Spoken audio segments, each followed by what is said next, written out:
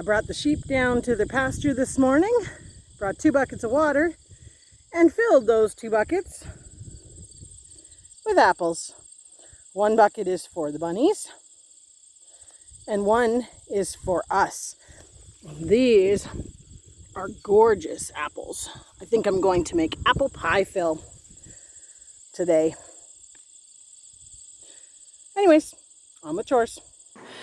Well, we are progressing away on things today. I went to the back, as I showed you earlier, picked some apples. So going to get onto that next. But first, we've done a big pot of ratatouille style vegetables to be roasted and bagged up for the freezer. I've done quite a few pots of these, but the garden is producing like crazy. This has crooked neck squash, eggplant, tomatoes, carrots, onions, lots of peppers, all that done with a bunch of spices and garlic.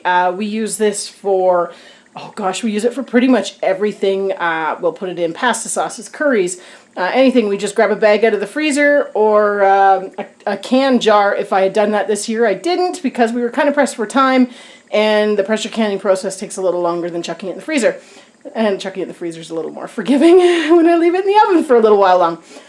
We're going to put this in the oven, bake that for 45 minutes, and then we're going to move on to some applesauce chopping and peeling and such. I picked those really nice apples today, so I'm excited to get them done into either some sauce or I was going to do apple pie fill, but I think I'm going to do sauce first because I think that'll be more useful. My applesauce is bubbling away, so we're almost ready to let that cool a little bit before it goes through the food mill. Super excited. First batch of applesauce made from the apples on the property.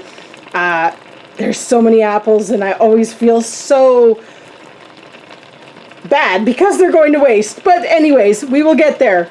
And look at 2 nice big tubs of cores and peels and such to make some apple cider vinegar for the critters. Will be my first time doing that, so I got to look it up and figure it all out. But maybe I'll keep you posted. Maybe I'll share. Maybe it'll be successful, maybe it won't. So I opted to make my applesauce a little bit more chunky. So instead of sending it through a food mill, I just used my potato masher. And it seems to be working quite great, and I think also sped the process along. Alex, the taste tester, came home from school, and how was it? Super good. Super and good? I'm excited for tomorrow. What's tomorrow? My birthday. Your birthday? No. Yes. How old are you going to be? 8. 8? Gosh, she's practically a teenager. No, I'm not. You're thinking I'm 18.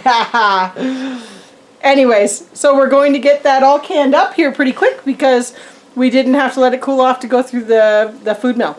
It's been another awesomely productive day on the farm, the homestead, if you will. Managed to get 5 bags of my roasted ratatouille style vegetables ready for the freezer. Again, those were the eggplant and the squash and peppers and stuff out of the garden. I think I put about 1.5 pounds in each bag, and I think now we're up to, I must have close to 50 bags in the freezer, which is fantastic because that's something that we use so much of. Managed to get 8 jars of applesauce, which wasn't too bad.